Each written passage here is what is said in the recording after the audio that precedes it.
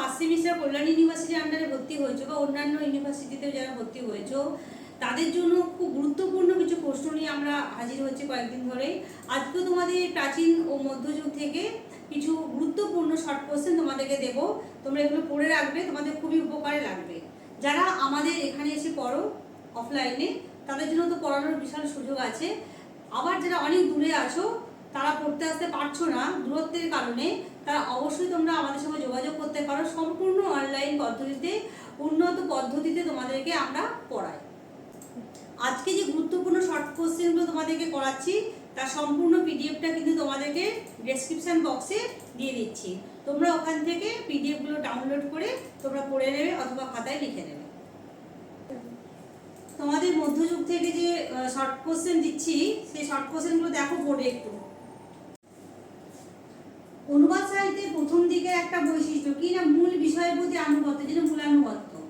2 নম্বর প্রশ্ন হচ্ছে বাংলা সাহিত্যে অনুবাদকেরা কোন সাহিত্য রীতিতে তাদের বাক্যগুলি রচনা করে? উত্তর পাঁচালী রীতিতে।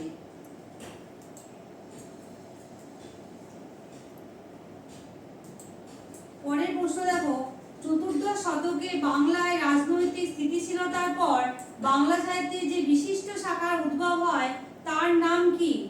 উত্তর অনুবাদ সাহিত্য।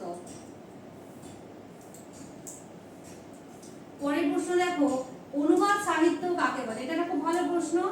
অন্য ভাষায় সাহিত্য থেকে কবি বা সাহিত্যিক যখন আরেকটি ভাষায় সাহিত্যটি রূপান্তর করেন তখন তাকে অনুবাদ সাহিত্য বলে। পরের প্রশ্ন, অনুবাদ সাহিত্যের ধারাটি সৃষ্টির প্রেরণাটা কি ছিল? কেন অনুবাদ সাহিত্যের ধারাটা সৃষ্টি হলো? না পৌরাণিক আদর্শের প্রচার, রাজকীয় আনুকূল্য ও কাহিনী রস আস্বাদনের প্রেরণায় অনুবাদ সাহিত্যটি সৃষ্টি হয়েছিল। পরের প্রশ্নটা দেখো, বাংলা সাহিত্যের মধ্যযুগের অনুবাদ সাহিত্য কোন সামাজিক প্রেক্ষাপটে রচিত হয়? না তুর্কি পাঠানের রাজত্বকালে, তুর্কি পাঠান এটা রাজত্বকালে বিভিন্ন কারণে নিম্নবর্ণীয় হিন্দুরা মুসলিম ধর্ম গ্রহণ করতে থাকলে হিন্দু ধর্মকে রক্ষার তাগিদে সমাজের সমন্বয়ে আদর্শ স্থাপন করার জন্য উদ্দেশ্যে পৌরাণিক আদর্শ সাধারণ মানুষের কাছে পৌঁছে দেওয়ার প্রয়োজনে অনুবাদ সাহিত্য মধ্যযুগে রচিত হয়। পরের প্রশ্ন দেখো, ষোড়শ ও সপ্তদশ শতকে অনুবাদ সাহিত্যের প্রধান বৈশিষ্ট্যগুলো কি? ষোড়শ সপ্তদশ শতকের অনুবাদ সাহিত্যের প্রধান বৈশিষ্ট্য হলো চৈতন্য প্রভাবিত ভক্তিবাদের প্রভাব, গল্পরসের প্রাধান্য, ভাগবতে অনুবাদের পরিবর্তে কৃষ্ণলীলামূলক আখ্যান কাব্য রচনার প্রাধান্য, কল্পিত কাহিনীর প্রাধান্য, চরিত্র অঙ্কনে কোমল ভাবের আরোপ। আরেকটা প্রশ্ন হচ্ছে অষ্টাদশ শতকে অনুবাদ সাহিত্যের বৈশিষ্ট্যগুলো কি কি? না অষ্টাদশ শতকে অনুবাদ সাহিত্যের পরিবর্তে পুরাণ অনুবাদের প্রাধান্য, যুগ ধর্মের প্রতিচ্ছবি, চটকদার গল্পের প্রাধান্য, আদি রসাত্মক প্রসঙ্গরীতি প্রভৃতি অষ্টাদশ শতকের অনুবাদ সাহিত্যে আমরা দেখতে পাই, পরিলক্ষিত হয়।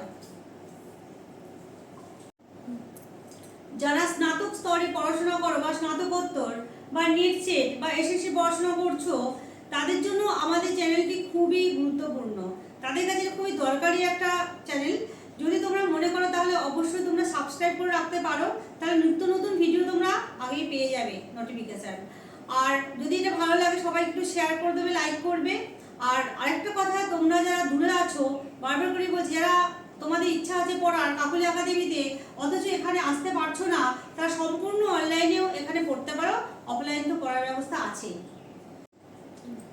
আমাদের স্ক্রিনে দেওয়া যে নাম্বারটি আছে সেই নাম্বারে তোমরা কল করতে পারো, কল করে না পেলে হোয়াটসঅ্যাপ করতে পারো। হোয়াটসঅ্যাপ করে জানিয়ে রাখবে তোমাদের কি কি বক্তব্য বা কি বলতে চাইছো তোমরা, বা কোনো কিছু বুঝতে অসুবিধা হলে অবশ্যই তোমরা জানাবে। আমাদের ইউটিউব চ্যানেলটা সম্পূর্ণ শিক্ষা সংক্রান্ত বিষয় নিয়েই করা। যারা তোমরা স্নাতক স্তরে বা স্নাতকোত্তর বা এসএসসি বা নেট সেট করছো তাদের শিক্ষা সংক্রান্ত যে কোনো প্রয়োজনে আমাকে হোয়াটসঅ্যাপ করো বা কল করো।